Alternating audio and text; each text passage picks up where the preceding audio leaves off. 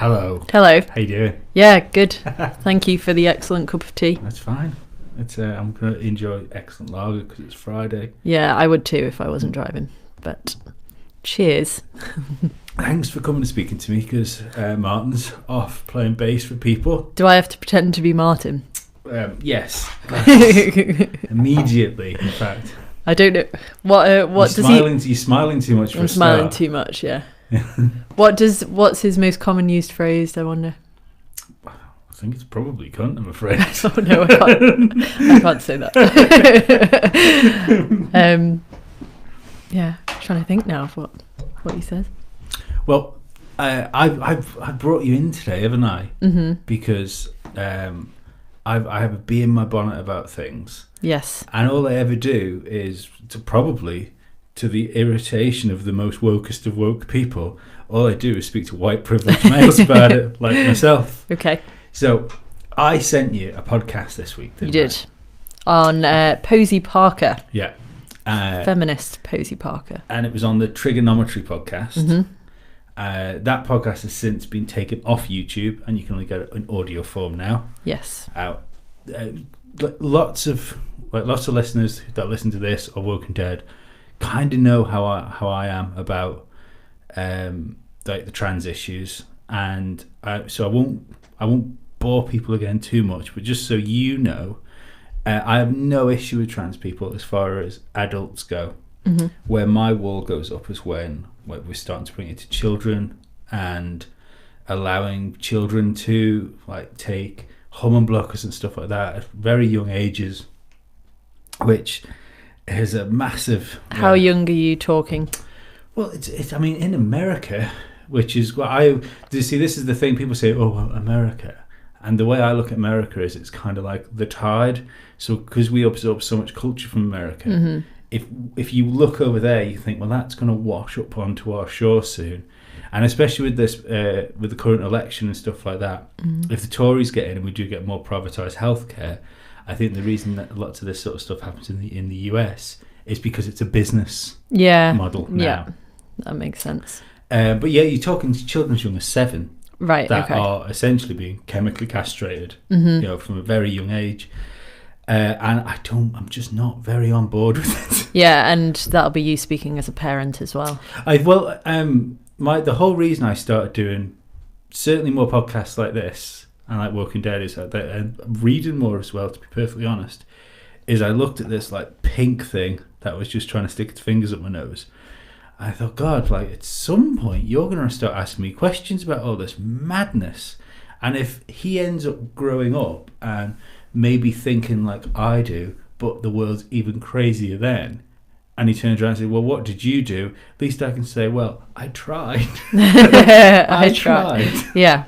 But yeah, I mean, it's something that I worry, especially because it feels like we are taking what was known yesterday, throwing it away and go, well, we're not sure about that anymore, but we are absolutely certain about this new way of thinking.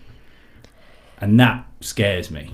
Yeah, it's like an extreme form of, I don't know, it's kind of like political correctness when it goes overboard and overcorrection, and you say you can't use the term blackboard because it could be seen as racist, but in my opinion, I feel it's more racist to read into something that is a board and is black, and you also have a whiteboard. And the minefield that is using the term coloured people to people of colour now. Yeah.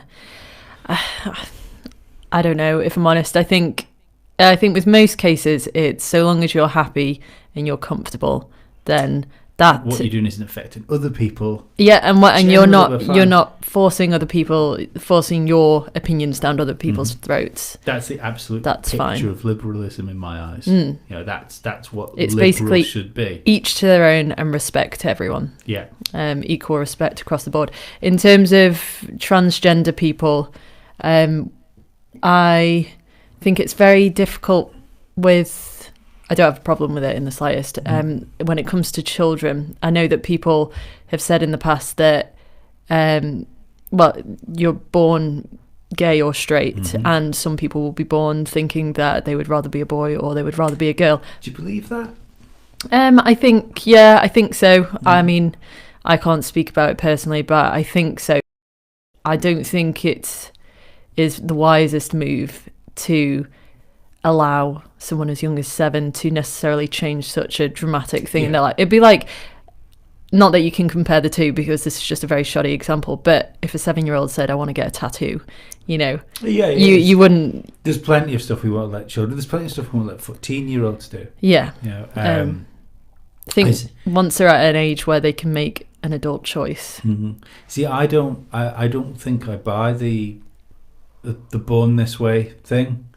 I think we're a product of environment. I mean, me personally, I'm a completely different person than I was 2 years ago. And 2 years ago I was a vastly different person than I was 10 years ago.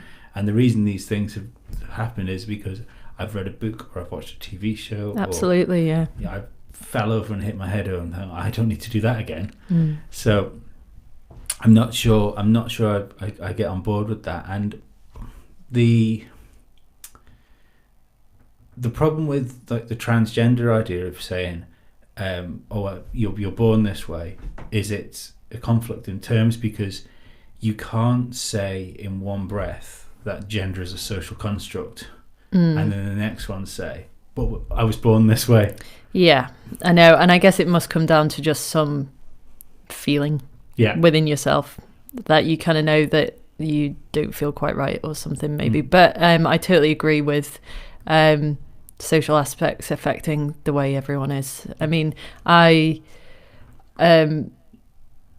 terms of gender, I don't think we necessarily need sort of, well, I think people are growing out of it now, but growing up it was very much like blue for a boy, pink for a girl, Barbies for a girl, trucks for a boy. And I think people have taken an extreme view of that now, when like you can still have, I'm wearing pink now because I like the colour, but I also wear a lot of blue. But it's just about giving kids choice, and I think sometimes you hear of parents going so like extreme down the opposite way to make sure there's no gender influence whatsoever, when in reality just shove a mixture of stuff in front of them and let them pick. That's crazy. You know, there was a story the other day of two parents that have decided they bring the babies up. It's called babies is the word, isn't it? Babies. Yeah. Oh, babies. Oh, yeah. Okay. And crazy enough, the people that end up, this is one of the things that comes with the born this way, is I always think it's a massive coincidence that your transgender child always happens to have massively woke parents, like one called fucking Hill and I've heard it. Goblin. I listened to something on BBC Sounds actually about a pair, and I think I told you about it weeks ago. A couple who were named Hobbit and someone else, and they wouldn't let their parents, or anyone for that matter, know the sex of their baby. I believe they were on Good Morning Britain. Oh, were they? I was one of the. How was that? Mr. Morgan took them to task a little bit. I can imagine. I don't like him, but it would be an interesting thing to watch. Do you know what? I don't like 90% of the things he says, but then there are the uncomfortable moments where he gets it right. I think the thing, because he gets to play the villain, and he's always going to be the villain no matter wherever he does, he gets the freedom to just say what he actually thinks. I think that there's something refreshing, whether you want to hear it or not, there's something refreshing about someone being honest. I can agree with that, definitely. But in terms of Posey Parker, is that her real name? I would think not. I thought you were going to say I would think so. I was like, oh wow, what? She sounds like a Thunderbird character. Yeah, well, like Nosy Parker. That's all I keep thinking. I wonder if that's it. I wonder if it was like a play on words. Yeah. Like maybe she used it as like a pen name. Yeah, vigilante name to stir up Twitter. Yeah. When I was listening to the Trigonometry podcast, she sounded like she had a personal vendetta against men. Yes, and I thought that. You know, and she identifies as a feminist, but which is fine. But there's a lot of different levels of feminism. Yes, so it's very interlinked. If you've got any sort of ideology, you're going to get varying levels. Yeah. So she's obviously quite an extreme feminist. She's not a feminist anymore. She should be referred to as a TERF. A TERF? Yeah. What's a TERF? I've got all the acronyms. You do, yeah. Trans-exclusionary feminist. Okay. Oh, that's good. I haven't heard that before. Learn something new every day. Tick. Yeah, This is what my life's become. No, it's good. Yeah, and it's a tricky one because I think that, you know, of course, everyone's entitled to their own opinions. The difference with her is that she, as we talked about before, kind of put her views quite actively chose to put her views. Well, what I was confused with in that is when she turned around and said, I'm paraphrasing now, but essentially, men don't care about trans women because if it's got tits, it's a woman in a man's eyes, which is kind of what she said. I thought, I'm not particularly on board with you here. She sounded like she was just kind of being an extreme feminist and not liking men. Yeah. Basically. I think, you know, if a man loves women so much that he wants to be a woman, then yeah.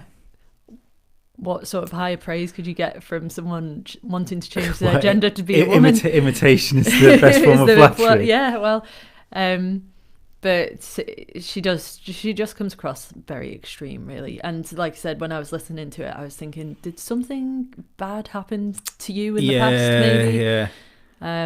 See, if I said that, I'd be a fucking misogynist. Yeah, it's difficult, isn't it? Yeah. I thought the two interviews were good. I thought they handled took it very, very well. Especially the Irish guy, he was really quite stern with the things. But I find the interesting thing about that was, although I didn't have to agree with a lot of stuff she said, it's especially because she seems to be more extreme than I am on these things, because I kind of agree with the idea that I don't know whether we need new words for things. You know, I agree with her point of view that you shouldn't have to decide that you're a cis woman now. You shouldn't you should need a new prefix for it. Especially when it's really weird that the prefix has to come on biological women, but a trans woman is just a woman.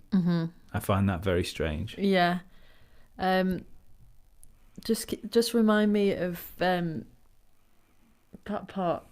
I can't remember her talking about different words in the podcast, like new words. Just the idea of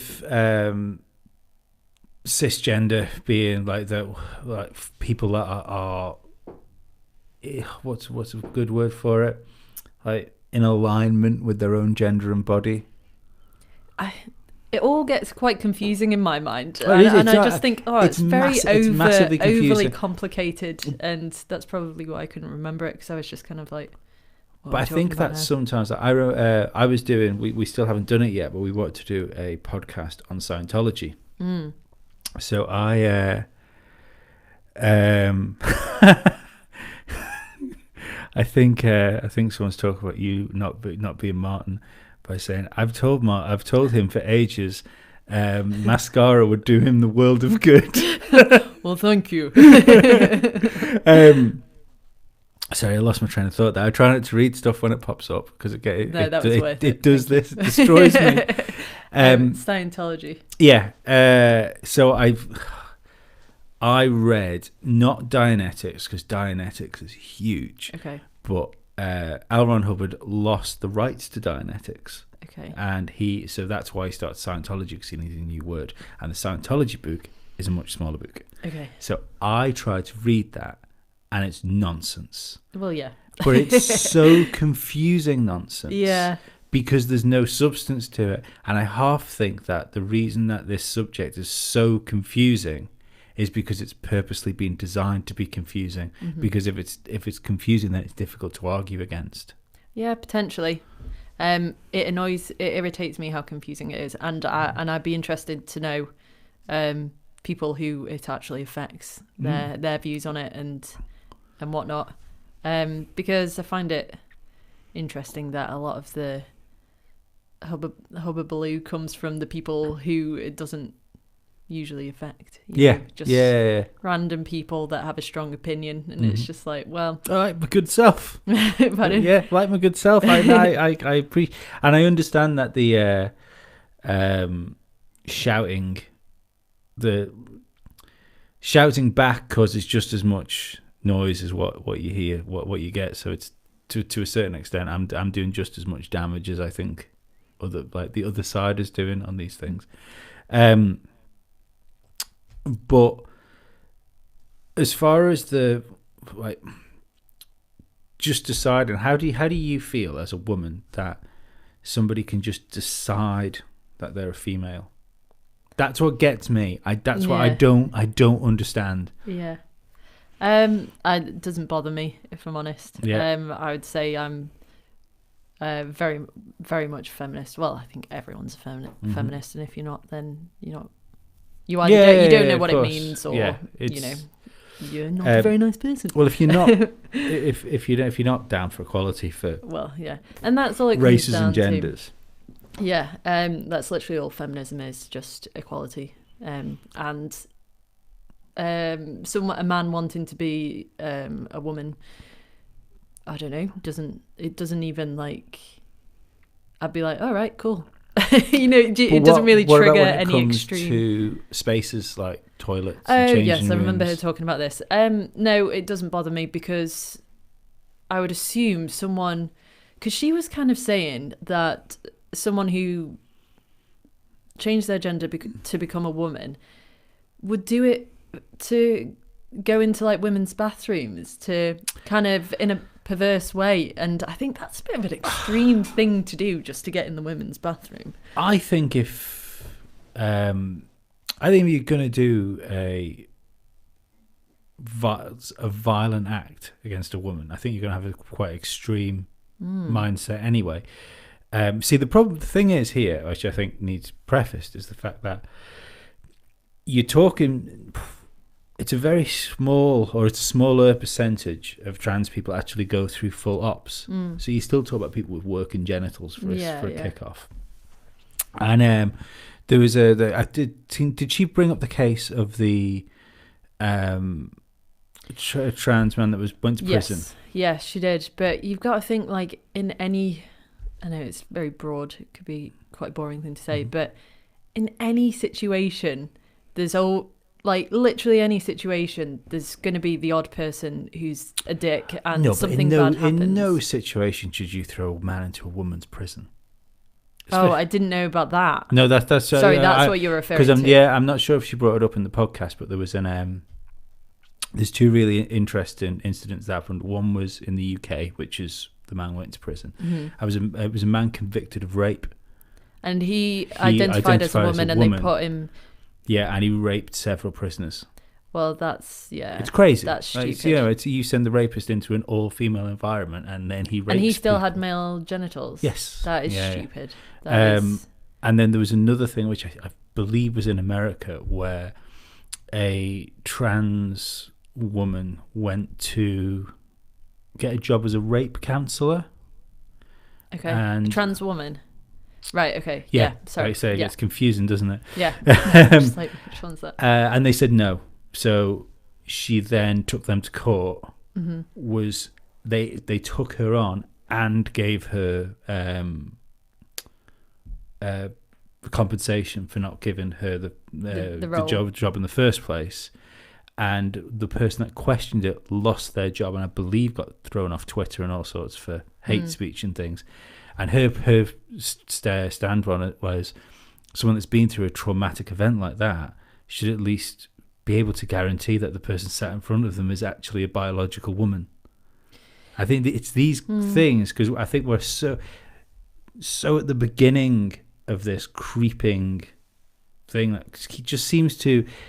It seems that if one thing, like, so you want to be they them. she, her, right, okay, we'll do that.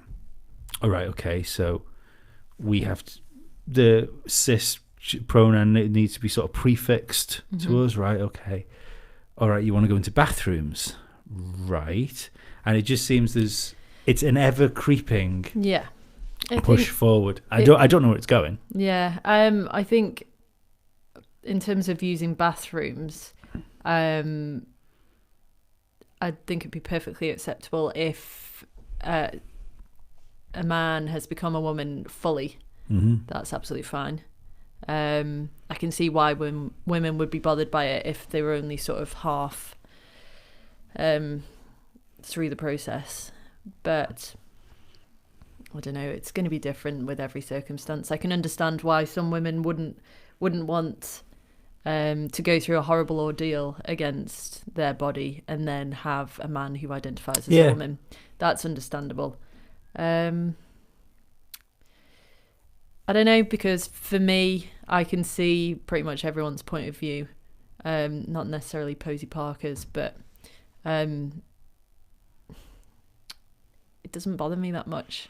What do you think about the idea? Like, again, she said stuff on the podcast I agreed with. She said stuff I didn't agree with. But what do you think of the idea of that being sort of burned from history? The only reason it's not wiped as far as podcasts go is because at the moment technologically it's a bit harder to do that because there's so many different places. I didn't think it was extreme enough to I didn't think it was get extreme. Deleted. I was quite surprised when you said it was taken off. Like I didn't agree with a lot of what she was saying, but she wasn't hating and shouting and being really aggressive.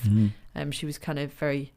I find it quite Orwellian, all this the censorship levels that we're sort of getting to now. Yeah, because she lost a Twitter account as well after that. Yeah, I know. I was surprised at that because the way. I don't know, because I was going to say it's the way she delivers, the way she speaks isn't aggressive, but then you could have someone saying, well, I just don't like black people, and delivering it in that way, and that doesn't sound aggressive, but what they're saying I'm a big believer in allowing people to hang themselves. Yeah, let them dig their own ditches. I just think I always try and look for the good in people, and I think that it's going to be a rare case where a transgender woman does something bad to another woman in a bathroom. I just think it's a very rare case, and the way she was speaking, I was like, what does she do in bathrooms? Does she like fully get naked and get changed and stuff? Because you're all in a cubicle. The most I've ever seen someone do, or the most I've ever done in a female bathroom, is change a top. And but you are talking. This is drifted. There was a thing I meant to show you before we started recording. Actually, I completely forgot. There was, once again, like I say, in America, there's a school in Iowa, I think it is, that just passed that the whatever gender students identify as can use those given bathrooms as what they identify with. Okay. And there was not to pigeonhole people, but there was a pink-haired, rather large transgender woman there that was awfully excited about this, and then there was another girl that was who was in tears about it, saying, I'm on the swimming team. I strip naked in those changing rooms every single day, multiple times a day. Yeah. And I now have to share that space with men or boys. What would guys think if it was the other way around? I'd hate it. Why would you hate it? I think if you're not, I think most people are quite embarrassed about their bodies to a certain extent. Unless you're an exhibitionist, really. If you're, I think even if you look at nudist beaches and stuff like that, there's nothing wrong with doing it. But I think there has to be an exhibitionist side to you if you're happy to be like that. We've built a whole culture around modesty, essentially. Yeah. That's why we have clothes. Yeah. And it's cold. And we're British. So yeah. it's like double that. Yeah. So yeah, I wouldn't particularly like it. I remember actually when I was working, it was the worst. If I was gonna take up becoming a pervert, this is the worst place to try and start it. I was decorating a police station, and like the week before, the police station was empty, and this week they were just starting to move into the police station. This was about 15 years ago when they built the new police station on the Isle of Man. So I'd seen like a cop or two walking around, but it was still an empty building site. The ladies' changing rooms were not an empty building site, and they were fully working. I walked into those, and somebody was getting changed. And I'm sorry, I didn't mean to. I became the most British I've ever been in my entire life. So I mean, I felt awful for doing that, and I just don't. I don't understand why the discussion is we should be in boys and girls bathrooms. Surely if you're making a standpoint for something, you should go, well, we want trans bathrooms. Yeah. But you're not going to get that because it's so small. It's like 0.06 of the population or something. Yeah.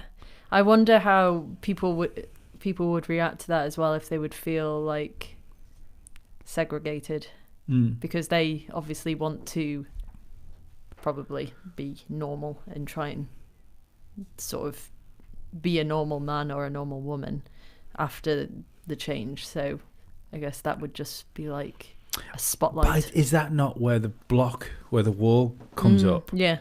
Because I don't think you can be a normal man or a normal woman. Yeah, it's... I mean, you're an athlete. You are. You play sports. How do you feel about it when it comes to sports? Because this is where I think the rubber really hits the road. Because that's interesting. Yeah. Well, when I don't think it'll happen, because I think there's enough narrow-minded bigots like myself. I wouldn't say you're narrow-minded. No, I know. I'm just joking. That will kind of argue against these things, but I think if left unchecked, in 10 years, I think the top end of women's sport could be dominated by men. That is interesting, because I don't know what goes into a transgender operation, but I mean, you can only change so much, I would imagine. And if you've been born a man, then you'll have natural strength and structure of a man. It's not just that, it's the argument being made, because I can't remember the name, McKinnon, the cyclist. Okay. Did you see that a couple of weeks ago?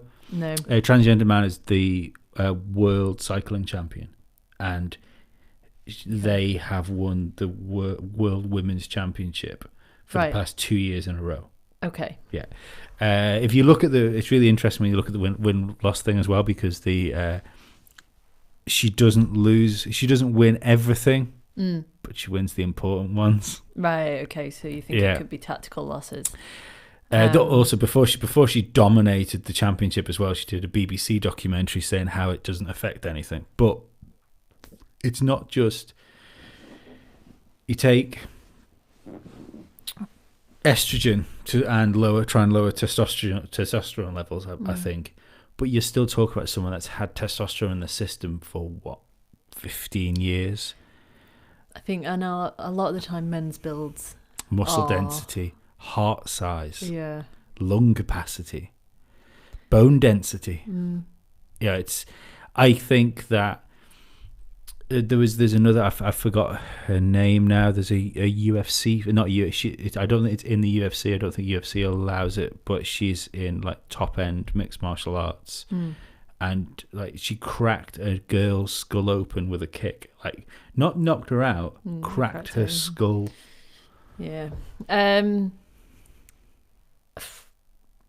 From being, I don't know, for being a sort of pioneer for women in sport, with the people I talk about on the podcast, we often talk about the comparison between male and female athletes, and it's a reoccurring thing for people to say. It's annoying, but men are naturally born in a lot of sports stronger, physically stronger, and faster. I think there's, I think there might be something like more primeval about it as well. Yeah, it does just come down to like old as time genetics. Yeah, I think hunter-gatherer genetics. Yeah, and because I was going to say, because of the hunter-gatherer thing, I think men are just in general more violent, and if you can, if that could be channeled to sport, what I'd be really interested in is if you took, let's say Lewis Hamilton, because it's a sportsman I know really well,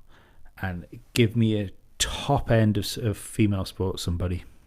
Serena Guthrie. Yeah. What does she do? She's netballer, England netballer. I'd like to see what their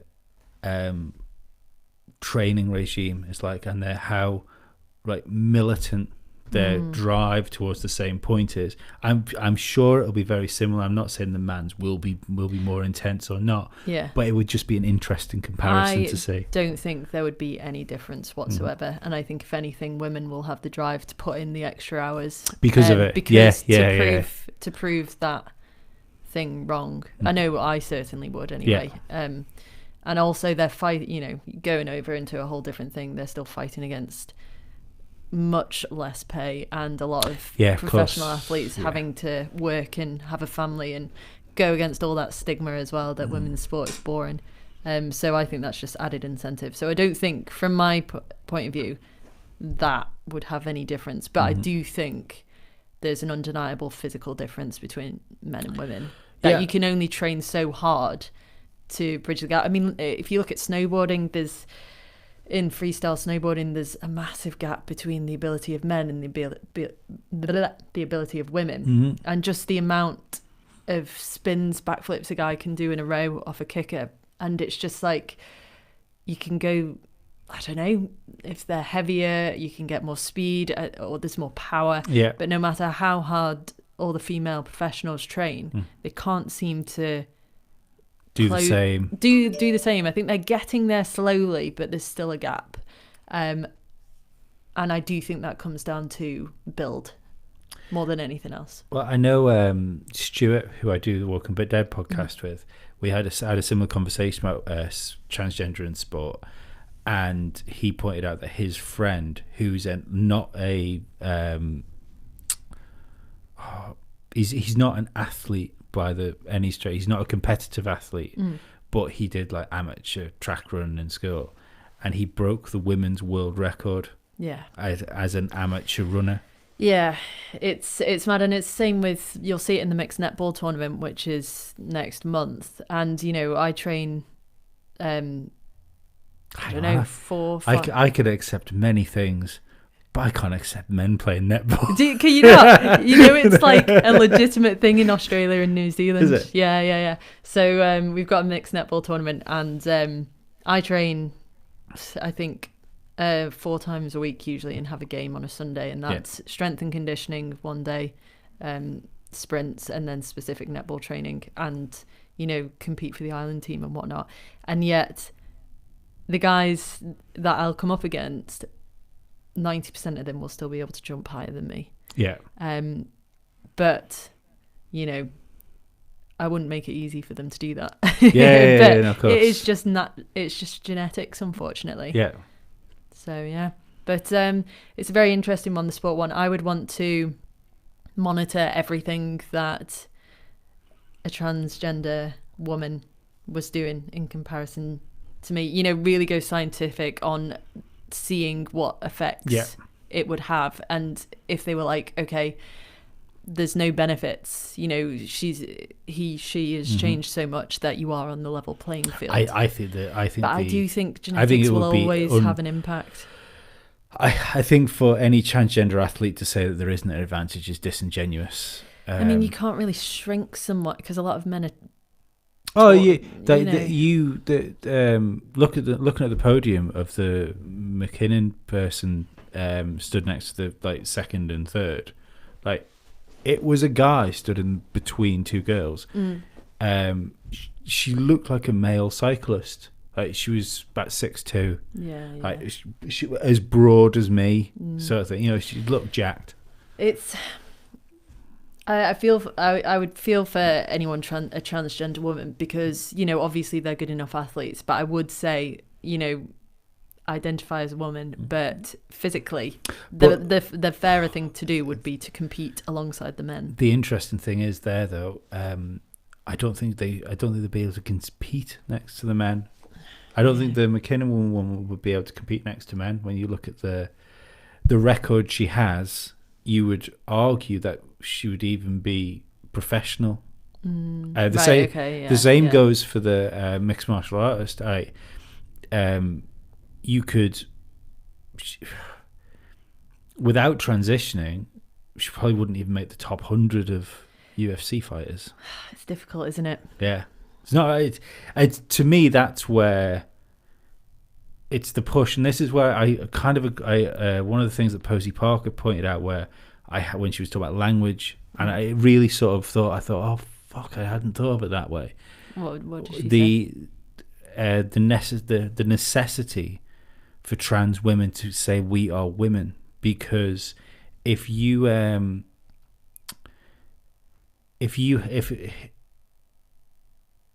just say a transsexual won the women's cycling championship, you go, oh, hang on a second, that's a bit weird.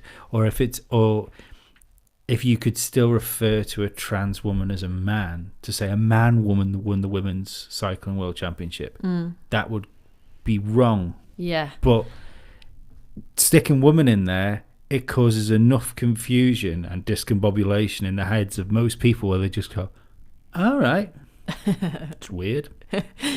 Yeah. I don't know who's behind all the labelling. I don't know. There seems to be a lot of labels. There's definitely a lot of labels. There's too many labels. Yeah. It is confusing. Do you know the suicide rates? No. Suicide rates are really interesting. It's one of the sort of the suicide rates of transgender women. Yeah. It's just of transgender people. It's 45% for non-transition.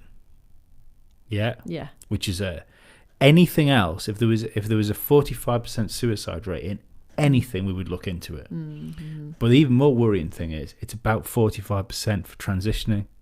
So it's just people that identify as trans. There's almost a 50% chance of suicide. Yeah. I don't believe that statistic as that is.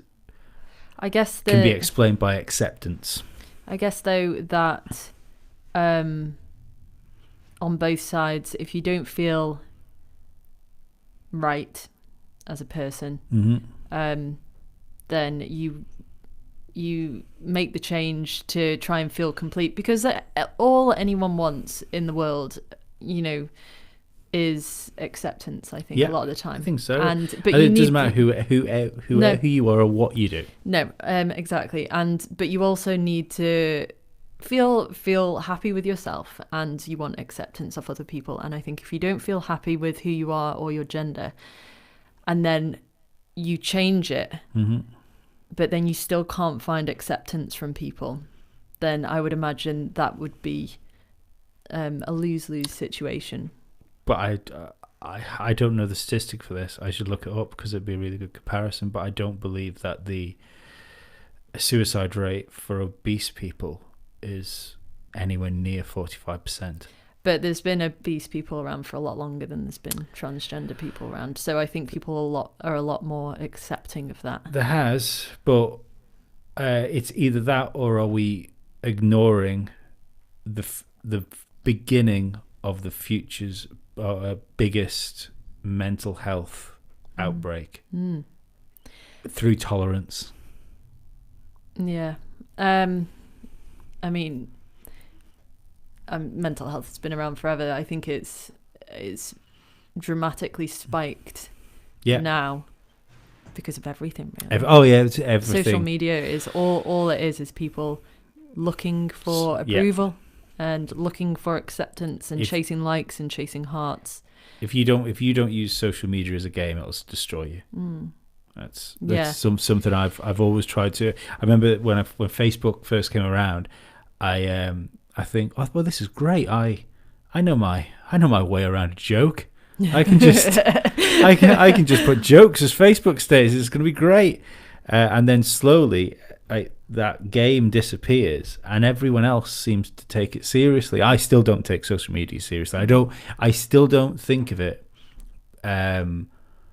Apart from the messenger side of it on Facebook, because everybody uses Messenger, I still don't look at like a Facebook profile or a tweet or an Instagram post as a genuine form of communication. Yeah. I think it's dreadful. I know, I agree. I use them, and I find myself on my phone most of the time during the day, and it's awful. And yet, you know, people are addicted. I use an hour a day. I've got my screen time down to. That's good. That's really, really good. You know, especially with work, I'm on my phone. Mm-hmm.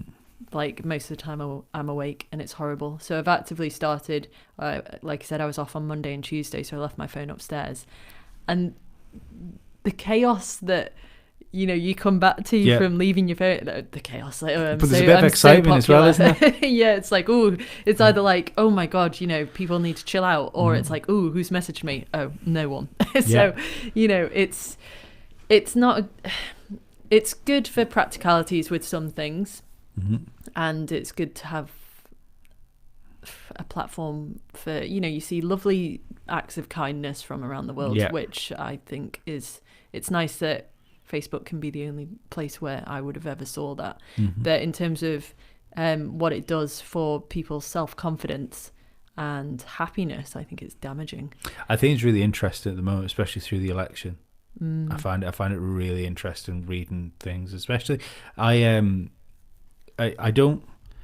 don't consider myself particularly right wing. I think I probably drift more centre right now, just because of the way things are. But I don't think I've moved. I think everything else has moved. Yeah. But I didn't realise just how like left wing lots of people I know are, like to the point of like calling for communism. Yeah. Like left. I've been really surprised over the last few weeks. I always think like, surely the Lib Dems are just a happy medium in the middle. And I don't understand why they haven't been more successful in the past, you know, because they died with Nick Clegg, didn't it? Yeah, and I just think Conservatives and Labour have gone so extreme, and an extreme form of anything is rarely a good thing. Yeah. I don't even think the Conservatives are necessarily, I'll be shouting at this, I don't even think they're necessarily right wing. They're just rich. They're just rich. Yeah. It's the public team austerity. Yeah. Where were we going with this? Don't know. Suicide. It was, wasn't it? I do think it comes down to acceptance, and if you can't accept yourself, and if you feel like society isn't accepting you, then that's where the problem lies. And yet, it's very interesting times. I wonder if there's ever been times like these in the past where things I don't think there has. Are changing. Everyone has to be super careful, and in that sense, it is a bit like Big Brother, a bit 1984. You have to be very careful what you say. I don't think it's a bit like 1984. I think you could quite easily take it's just like episodes of Black Mirror. Again, since reading the madness of listening, I don't know what you say when it's an audiobook. You say since I listened to a book, you sound like an idiot. I say I read a book, and you think actually I listened to it, I feel a bit of a fraud. I took in. No, since I absorbed, I digested. Yeah, I always hate the idea of I consume it. I've always hated that term, consume media. But I forgot what he said now. I've thrown myself that much. So what did you say? Dystopian, Black Mirror. Careful what you say. The reason so many people I think toe the lines with things that they're probably not particularly on board with is lots of people aren't stupid like I am. Right, like, you're not stupid. No, but I'm far too headstrong to worry about being called out on something. Like I said to you before, I shared a Douglas Murray's article the other day and got called a bigot today. But and a bully. Bigot and a bully. I've never Double B. bullied anyone in my life. You have now. have now, yeah. Apparently. And even then, I sort of vicariously bullied somebody through somebody else because they got offended for somebody. So it's not even, it's like third party bullying. Yeah, I think I shared an article on feminism once, and I immediately got an angry comment. And again, it comes back to it's fear, isn't it? Yeah, it's fear, and also worried. they can't have read that article in the time that it had taken them to reply. Yeah. They've read the headline. Yeah, that's about it. Or they've seen feminism. That's probably the top and bottom of it. It's so boring when people. Yeah. I mean, there's certain websites I think get. Everyone sees the Daily Mail, for instance, and rolls their eyes, and rightly so. But I think in the same respect, people should start doing the same thing with things like Pink News and Jezebel to a certain extent. I think these are. There's so many things that are spreading things just to ignite fires. But if you're in the right group or the right club, or you're on that part of history, you seem to get a pass for it. You seem to get a pass for saying fucking awful stuff. Yeah. So it confuses me. Sorry, I cut you off talking about feminism. Oh yeah, sorry. You people right now have never lived in a more dangerous time because you can. It doesn't matter so much for me because I'm in the construction industry, and the construction industry at the moment doesn't fucking care. And I'm also self-employed, so I've probably got a few things less to worry about. But if you're working in an office job where this stuff has really started to creep in, the inclusivity and the what's the word for it? Intersectionality, where you've got to have things all put out in boxes with enough quotas fixed, not who's right for the job, just how well represented are we. You can lose your entire life from a tweet. Yeah, you can be ripped apart. I mean, look at you can say what you want about it, but Danny Baker's tweet. He had when Meghan Markle and Harry, I forget which one of Ant and Dec it was, when they got married, he put a picture of two monkeys in suits. Oh yes, I remember this. Yeah, I half believe him that he meant it as a knock towards the royal family and not as a racist thing. Is that what his defence was? Yes, yeah. But I think he's obviously, maybe not an intelligent enough man to know that would be interpreted. It would be incendiary. Yeah. But the thing is, I don't believe he deserves to have his life ripped apart. He can be took to task and people can turn around and say, that's not cool. Yeah. But I don't think... People should be able to make bad jokes. And he is, at the heart of it, a comedian. I guess that's what comes with being famous, though, that you have like an unwritten code of social responsibility. Yep. And I think lots of people get away with putting racist things or whatever bad jokes on Twitter, but because they're not famous, nothing happens. But do you think it should go to the point where without even 24 hours passing, you've lost your job for it? For a tweet? Only because I'm absolutely convinced that if I was in any sort of... I mean, this is the thing as well. People getting tweets dragged up out of history, That's always interested me because I just think... I think times are different. Times are different. People make mistakes and people change. And I personally... Depending on what it is, as with anything, it's not very fair to go rooting in people's wardrobes from 20, 30 years ago to try find something bad. I don't think that's very fair. It's what I've had through some of the stuff we talk about in podcasts. I've had somebody go through my Twitter and start pulling old tweets up of stupid things, and I think I replied to them and said, look, I'm nowhere near influential or popular enough to fucking care. I don't know what you're doing. You're wasting your time, not mine. Yeah. So I'd hate to be someone of note that has to worry about what did I say, what joke did I put out.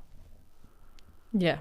God, it would be exhausting being famous, always having to be on point. But I think if you're a decent human being, then I mean, I think they're the ones that are taken down though, because we talked about Piers Morgan before, and because you stick the shield up of whatever you want, it's Teflon. Look, Donald Trump. Donald Trump is the perfect example of a Teflon man. Yeah, he is. I don't know. Wasn't Obama the other day? What was he talking about? It was quite interesting. I can't remember if it was a trans thing or not. I think it might be. I think he had the view of, well, maybe we should just all take a step back from things and sort of assess things. And he was instantly hit with 100 different memes of "Okay, Boomer." I think a minute ago, like, it doesn't matter that you were the first black president of the United States. No, you got old. You got old, and then you didn't agree with us. So fuck you. People get defensive very, very quickly, and I think especially keyboard warriors. There's so many of them, and if they don't agree with something, and a lot of the time, you put all these people in a room that are horrible online. Put them in a room long enough, and a lot of people will just find common ground, and people want to get on. I don't think people naturally want to fight, but the internet makes people feel that it gives people a mask. Just be horrible. Yeah, it definitely gives people a mask. Yeah, but I don't know why it seems to bring this like ogre-like quality out of people so quickly, and I've seen like someone comment on something online that I've thought, oh, I massively disagree with that. And it is like a spike of, I'm so tempted to reply just to be like, that's not... Do you think it's because we're naturally combative? No, I don't think we are. I think... Do you not? I think social media brings it out of us. But obviously... All we've done is war. Like, from the minute somebody picked a stone up, they thought, I could hit someone with this. Yeah. I know, but this might sound very sexist, but history of war has been primarily men. So maybe as a woman, I don't feel that that it goes back to what we were saying about sports. Thing. Maybe that's the reason. And again, it always comes down to the men had to hunt to gather the food, so it makes more sense for men to feel like more that's a more instinctive urge before women maybe feel it. I mean, I think that's somewhere that... that's not to say women are passive. No, of course not. But I think that's somewhere where maybe modern feminism's kind of let women down, is that it hasn't... because the idea of the like strong, independent, powerful, suit-wearing, I'm career-driven sort of thing really gets pushed forward as like this massive net positive. I think some of the like more maternal aspects of being a woman are. Yeah. I don't know if look down on is the way to look at it, but with some women, definitely.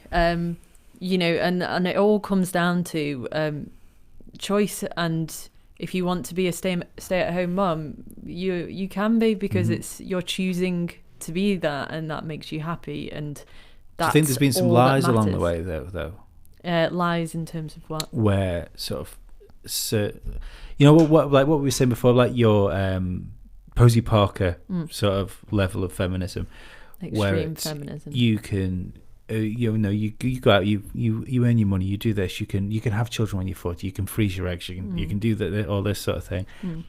and I think it might have bred some quite upset people, or it might have bred some Posy Parkers, essentially, that have a chip on their shoulder because they were kind of given this path to victory, and they've missed out on something. As in people have been fed that feminism and being equal means being a career woman. Yeah, I don't think there was enough. I don't think there was enough emphasis put to a certain demographic of people, like the differences between biological clocks and things like that. Yeah. I think it's always been there. People know it, but like people know taking certain drugs is bad, but we still do them, even though it's sort of in the back of our mind. Yeah. Whereas it feels like that might have just been pushed under the rug to sort of push an agenda forward. Right. Okay. Yeah. So pushing aside, like you say, the natural bodily functions of a woman, basically, and making them seem like you can't be both to be successful. Yeah. Which is total bullshit. Yeah. And I think a lot of many women will think that those more extreme feminists might think that you have to. It's not about motherhood, it is about making it in a man's world, sort of thing. And I mean, obviously women need to get paid the same. Like, that baffles me that it's that ancient, how something like that is still around. I do not understand. See, I don't, the gender pay gap thing always gets me because I don't know. Is that real? Yeah. But like job for job, I know there's differences because of like maternity leaves and things like that, but I thought it was illegal to have two people doing the same job, and it'd be different. I mean, again, it's probably better for somebody that's in an office job because there's more office people to explain that sort of thing. Yeah. But as someone that's in the construction industry, I've worked with female decorators. I've seen female labourers on site. They've always been paid the same as men. Yeah, so it's not in a trade where we're talking physical advantage. Yeah. It's not across the board, obviously, but in terms of, it does seem to be quite prevalent in office-based places, and it's just about if a man and a woman have the same role, or a man has previously had that role, or a woman has previously had that role, they have to get paid the same. And it's not okay for a woman to step into that role on less money. Right. If she's the same level of experience. Yes. And, that's and I perfectly don't reasonable. agree with necessarily filling quotas. I think for if it's the right person for the job, it's the right person for the job. Yes. But I do think that in certain circumstances, men are sort of regarded upon as an easier option or less of a risk still, or still this old thing about women being more emotional, which one isn't necessarily true, and two isn't a bad thing. No, do you know what I mean? It's a bad thing. So I do. Certainly, it might be a benefit getting certain situations. Well, in certain terms jobs. of empathy and whatnot, it's never going to be a bad thing. See, this is again, I think it tends to almost come across as being sexist now, but I think that's why women do so well in nursing and healthcare, healthcare in general. Yeah, and it's lovely seeing male primary school teachers. Yes, and and nursery carers, and it's not good that some women react negatively to men in that environment and that role, because then you're just becoming the thing that you don't like about men. So it's silly. But you're right, there are still people, women and men, who consider like our natural state to be insufficient or not good enough to make it in the world. But men and women are different, but that doesn't mean they shouldn't be equal.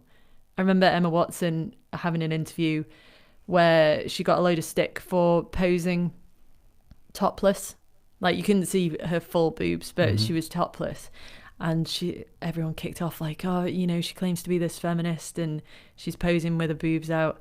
And she was just like, I am a feminist. Like, it was my choice to take that picture. I don't understand what my tits have to do with it. Yeah. And that's the whole thing. You know, Yeah. people have this skewed or different views of what it is, but it all comes down to choice and equality. Yeah. And that's pretty much it. Yeah. But you can say that about anything, you know, and then just respecting people. Yeah. It's interesting because, I mean, me personally, I don't have a lot of female friends, so that's one of the things I thought was nice you coming in to talk about stuff like this today. But just quickly, because I always had, because I didn't really understand the gender pay gap, if I'm perfectly honest, but I always wondered whether that might be slightly skewed as well, because we're still, I've got this feeling, and I think this for racism, I think for sexism as well, that we were, it can go quite nicely into what you want to talk about later in a bit as well, the climate crisis strikes too.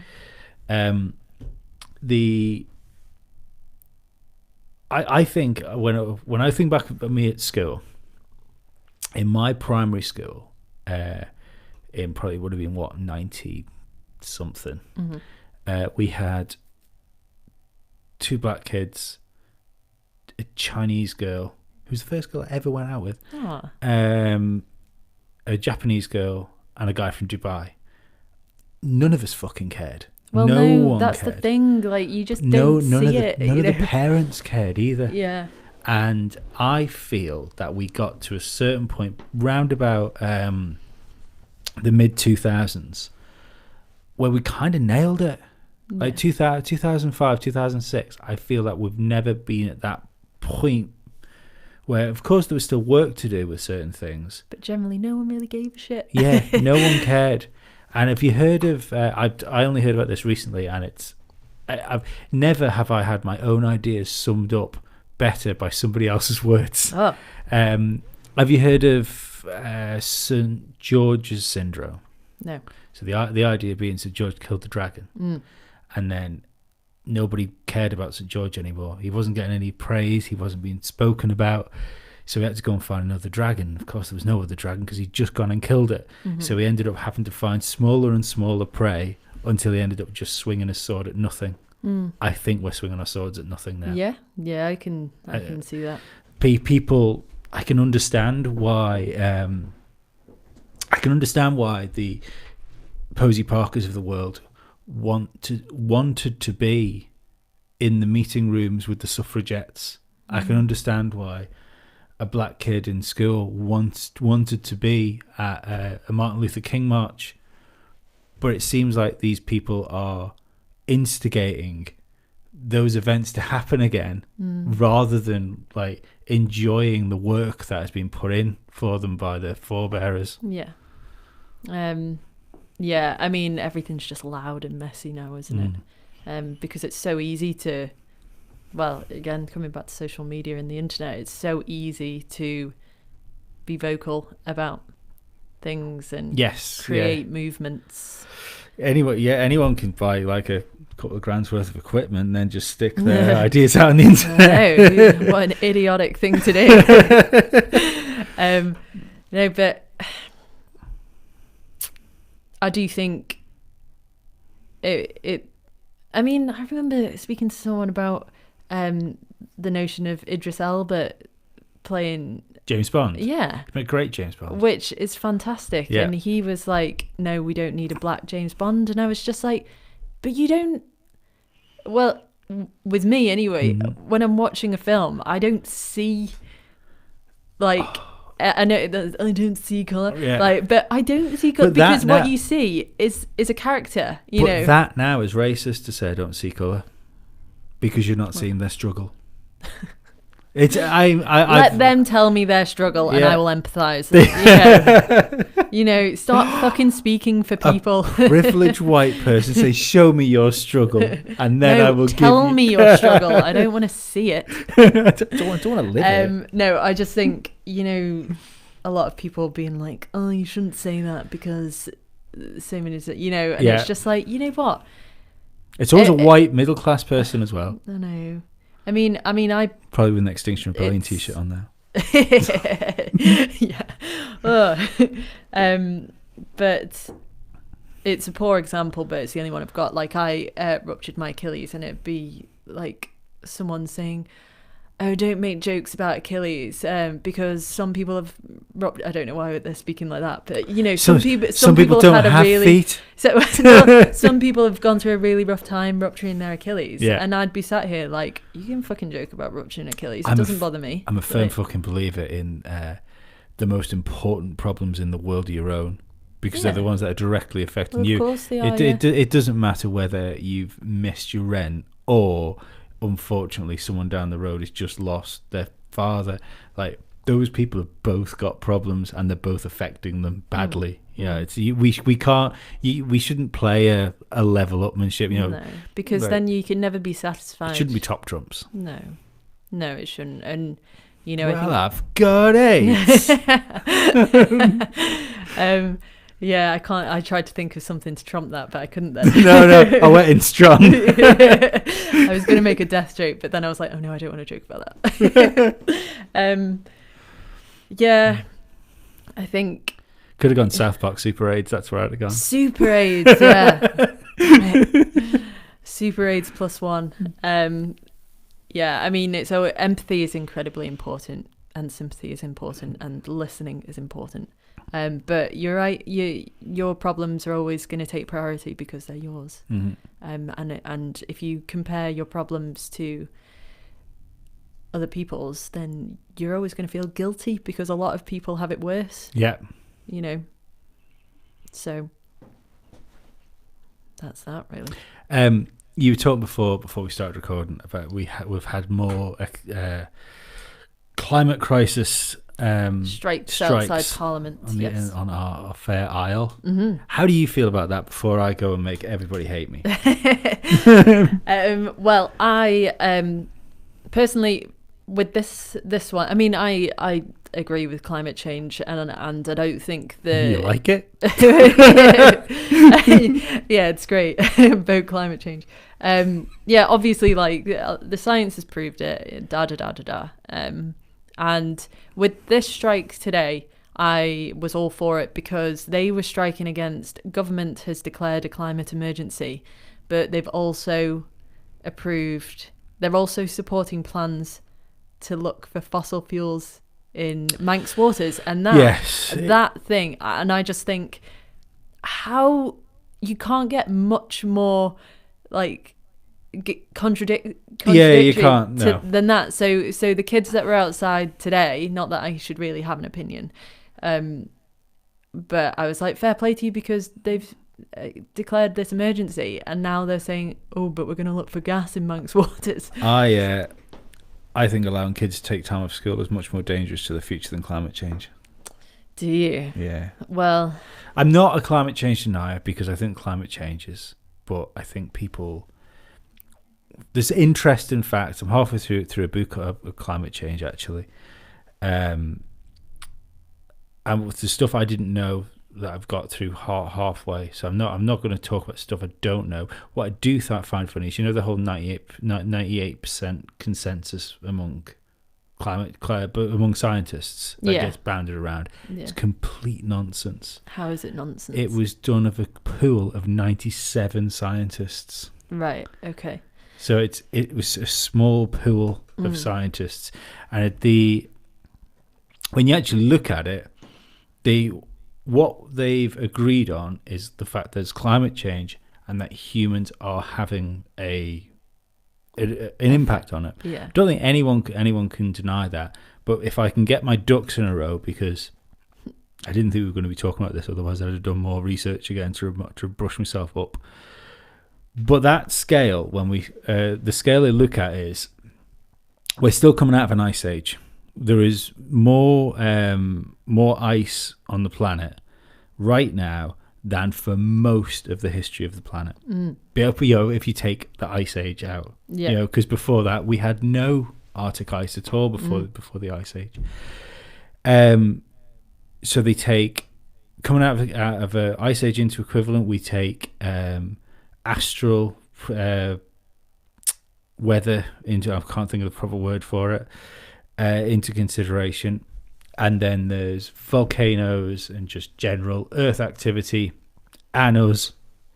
We're lumped in with all of that stuff. So when the 98% consensus is including us and everything else. Yeah, I think that there's no doubt that the Earth gets warm and gets cold, and it has done for years and years. You can see in sections. Yeah, and that is what the Earth does and has done for forever. Yeah. I do think that our lifestyle now is speeding up the process of the Earth's potentially natural cycle. I would be more happy. I don't know if we've got enough data to decide that, because when you look at the history of what we have recorded, it's such a small snippet. We're still you're talking millions and millions and millions of years, and that's the thing. I'm not saying we're not. I'd be much more comfortable with the climate crisis if it was a health crisis.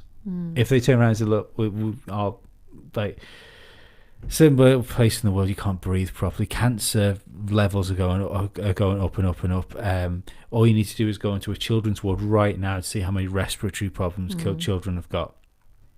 I'd be so much more down with this if that was it. But it's the climate crisis thing I've got a problem with, because it's not a crisis when you're talking hundreds of years, and then when you've got your Roger Helmy guy, who I've got a massive problem with, turn around and say, in 10 years, if we don't act, your grandchildren will be dead. You're a liar. You are a liar. Yeah, I mean, people with a voice will occasionally traumatize things. But I think that's the bigger problem. But I would be more worried if I had a 6-year-old child. I would be more worried at the fear mongering of like the idea that we'll be potentially dead in 10 years, because this is the other thing. I mean, we're similar enough ages that you'll remember when climate change was called global warming. Yeah, I remember us watching An Inconvenient Truth in which sixth was form. Nonsense. I can't remember it. I found it very boring, if I'm honest. The Inconvenient Truth had us with sea level rise, and that would have took London out by now. It'll be interesting to see how the Isle of Man fares a little way down the line, obviously, because of us being surrounded by water. With us being surrounded by water, I mean, I do wonder whether Venice is interesting right now. Well, it's struggling there at the moment, isn't it? I think it's going to be more interesting to see what happens to the sea levels there in the future, whether that's like a random storm surge, whether that has got anything to do with it. Yeah. But eventually we won't have Arctic ice. We are coming out of this phase, so that's one thing. It feels to me like people aren't being told the truth. It almost feels a bit like Brexit in a way. There's this not being given all the facts. Yeah, but yeah, I'm also not down with the idea it's just carbon. There's just as much evidence to show that extra carbon in the atmosphere will be good for plant life. The funny thing is, when people talk about carbon, we've almost demonized it to be some sort of man-made chemical when people talk about it. And, it's a greenhouse gas. We need carbon. We need it in the atmosphere. There was a good thing I was reading the other day that was saying that what's much more influential with climate is water vapor in the air, but you can't tax water vapor. Interesting. I think that's what I think is really, really weird, is the people that stood with the placards saying, right, great, let's say we do exactly what you want us to do, and let's go carbon neutral by 2025. We're going to have to buy new cars tomorrow. Can you buy a new car? Yeah. Can you have your house stripped out with all the fossil fuel burning things? Yeah. I feel like I don't know enough about climate change, really. I don't think it's a bad thing that kids are taking a stand, particularly in this case, because I think the government is saying one thing and then doing another. And I think missing a lesson every now and again to I'd just try like and some make your facts. voice That's what I'd like. Yeah. I'd like people to stop saying the science is settled. And it's interesting because the kids there today were demanding 5 things, and one of them was ice cream, actually, was education about climate change and added into the school curriculum, so people know actually more about it. But then what do you get? This is the thing. We're living in a place where sometimes we can't trust what we're given. I know, yeah. And then so what do we get given? Do we get given the inconvenient truth again? Do we get given the new version of that? I certainly don't want it to be the Extinction Rebellion's idea of climate change. I haven't got the quotes now, but luckily enough, that guy seems to have shot himself in the foot because it turns out he might be anti-Semitic. But it was quite funny. Someone I know was I can't remember the word for it now, but she was called what the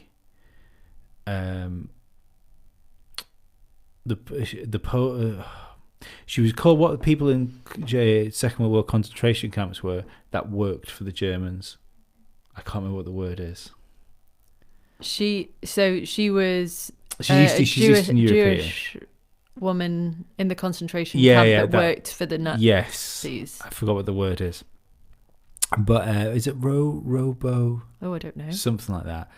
And there was a little bit we were looking at thinking, what a shame, because she's a big Corbyn fan, she's a big Helmy fan, and this is why she was called that. I thought, isn't it a shame when your cult leaders actually turn out to be anti-Semites? Yeah. God.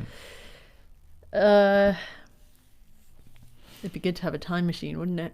It would be. It'd be good. Go forward, see the effects. Yeah, I mean, one thing I won't argue with is how wet our climate's got.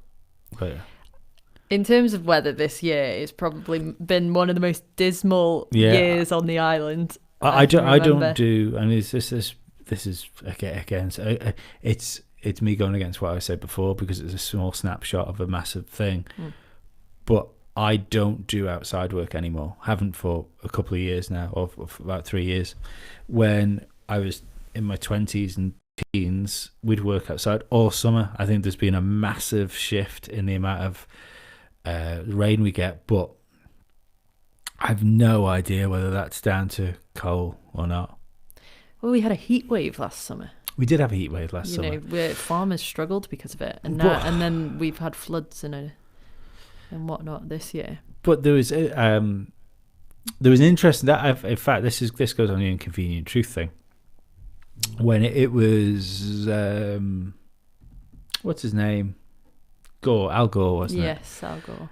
When he presented that, it's the I can't remember who his press release was when his press officer was asked what they were doing. He said, we weren't above a little bit of showmanship when we put that on. And when they premiered the film, they scheduled the film to be on what the year before what was the hottest day of that year. So they scheduled it for that, and lo and behold, it was the hottest day of that month at least. Yeah. They turned all the air conditioning off and closed the windows. Yeah. I find, if you're going to stick facts at somebody, then let's not be disingenuous about the temperature. It's difficult though, isn't it? Because people, it's probably I sound like a parrot. People are quick to believe things. I don't think people question things as much anymore, particularly with Google and whatnot. And that's where the problem lies, because it's very easy for people to get manipulated.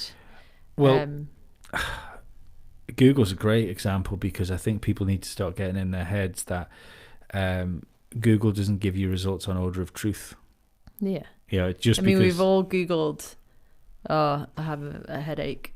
Yeah. Or I think I'm having a stroke. Yeah. Google says I'm dying. The worst thing to do is to Google your own symptoms, because it turns out You have everything that can happen to, everything that can happen to you starts with a headache. Yeah. But again, I mean, that's why I love Black Mirror so much, and Charlie Brooker and his view on things. And it's bleak, but you know. Do you think it can get better, or do you think this is? Are we? I don't. I think it'll get worse before it gets better. Yeah. Do you think it'll get better for us?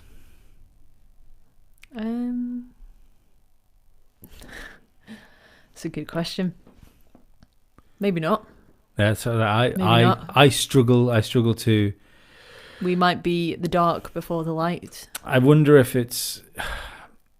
Not that you can say that anymore. I wonder what people were thinking, because with everything seems like it's got a blue touch paper on it at the minute, and I wonder how people thought the world was just before World War II. I think with China tariffs and stuff like that. I think that's the other thing I find hilarious about climate change is let's go speak to China and India. Is what? Go speak to China and India? Yeah. Why? Because they're the ones that are doing it all. Oh, right, yeah. You've got the UK and America are two of the world leaders. I think the UK makes up for like 2% of the world's carbon emissions. And then you get people turn around and say, yeah, but we need to make up for the Industrial Revolution. And you go, oh, well, great. Yeah. By the way, the Industrial Revolution is not even, doesn't even put as much carbon into the atmosphere as a single volcano. That's why I didn't take, I don't take Greta Thunberg seriously. I think she's being manipulated by people that have got their own agendas, stood behind her, given a piece of paper to read. I did wonder if I hoped she wasn't manipulated. I think she's fab as far as I think she's perfect for what strong young women go. Do you think she's strong? Yes. I don't think she's strong. I think she's a rabbit in headlights. No, I think she's strong.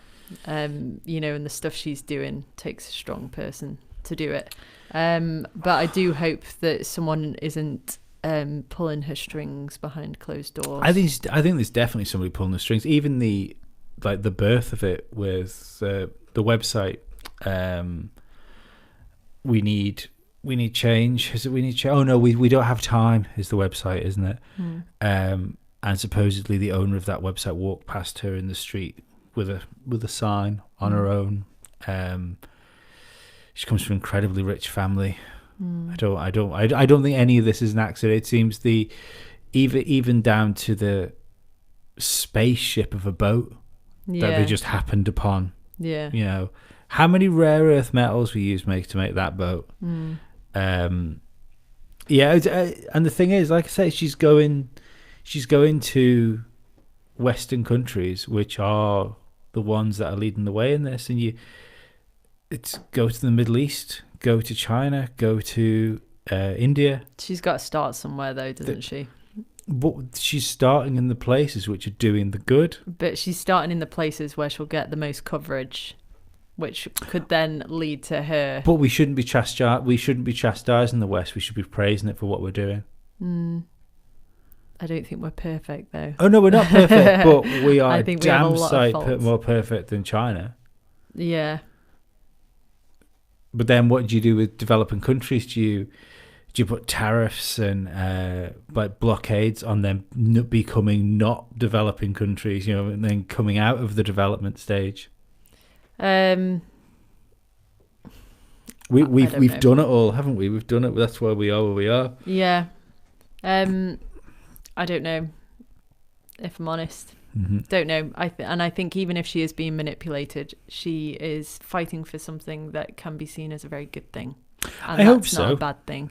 I do wonder if she has been a bit Katniss Everdeen'd and good reference. good example, yeah. Like she says all the way through, I didn't want to be the Mockingjay. It was pinned on me because I did one thing, That was good, you know. See, that's one of the things I find disingenuous. The "how dare you, I should be in school" thing. I don't think you want to be in school. I think you want to be doing what you're doing. I think when I was... It's very easy to forget she's 16 as well, because she looks so young. Yeah, she does look very young. Yeah. And I don't think that's an accident either. I think she was selected to do what she's doing. Because everything ticks so many boxes. You know, there's mental problems. She looks incredibly vulnerable. She speaks incredibly well. But sometimes it's very easy for the media to pick. I mean, it could be fully like planned and everything, but also it could the be media completely are organic. very good. Yeah. The media are very good at picking out someone from a crowd and being like, "Oh, you have like Asperger's." So then, the media will love this. What exactly has to happen though for a grassroots movement, say, of one person from a middle class family whose mum won Eurovision? How weird! She won Eurovision. Yeah. That's mad. I didn't know that. Yeah. You can argue that a lot of people get a lot of places quicker if they've got money. But it's how do you get from sitting with to what I remember, pretty funky hat on with a cardboard sign to addressing the United Nations? Yeah. That does not sound possible to me. It's beyond. I could even accept her doing that and then going to her own parliament and then things building over years. But for over that such a short period of time to be there, to be on a boat sailing to America, and then to be addressing the world. I think I think people tribe mentality. People like to do things for a cause and be together with other people, so that can escalate movements quite quickly. But also media will, if they think it's if it's going to sell shit, it's going to sell shit. I must say, as much as all my reservations are with her, I think the way people treated her was disgusting. Yeah, I don't care how much you disagree with somebody. Like, people should be sending children tweets, and messages, and it doesn't say a lot about the human race at times when people are that way. But I mean, coming from a media background, if Prime, it's a hot topic. You've got a young girl campaigning for something in the fourth wave of feminism, I think we're in at the moment. So in terms of, looking at it from a cynical point of view, in terms of newspapers, they'll be rubbing their hands together. And then once you've got it out, then all it takes is someone to pick it up, and then you've lit the fire. And then all of a sudden, her sailing to America, I do think it's all down to media, because it's exposure, isn't it? And people... absorb what they see, and it's the people tinkering that's put those stories together, that put it out and given something people to latch onto so extremely. And there's so many little groups, so many little pockets that can spin it for their own agenda. Oh yeah, absolutely. But I do admire her. That's not to say that the situation might not be manipulated. I don't think I admire her. I think I pity her. You know what? I had a moment where I said to Mum when I saw her on the news, and I was like, I hope she's. I said to her, do you think she's in a Katniss Everdeen situation where she really just wants to go home, but she's now a symbol? And neither of us could answer, because how are we to know? Could be the situation. Hopefully, she's doing it because she wants to do it. I've got a horrible feeling she's going to be the woke left's Disney Club victim. I was thinking about Miley Cyrus before. Yeah. So that's on that happy note. Yay! I'm just going to go throw myself off the cliff. Should we say goodbye to people? Forever. Yeah, forever. Yes. Thanks for coming. Thank you very much for having me. Right, see you later. You're not going anywhere. You're right in front of me. Yeah. It always confuses me. I always think of podcasts. Superbad. Have you seen Superbad? Yes. Do you remember when he fancies the girl and she's like, okay, I'll see you later, and he's like, okay, bye, and then they start walking the same direction, and then he's like, bye, and then like kind of jogs away. Yeah, that's how this feels. And it's podcasts are weird to start as well, because 90% of the time you've been speaking to someone before you start, and then you got to press record and go, so hi, you've just walked in. So, yeah. Have a listen in to this completely new conversation. Right. Thank you, one person that watched the live stream all the way very through. Much. So, bye-bye. That's very nice.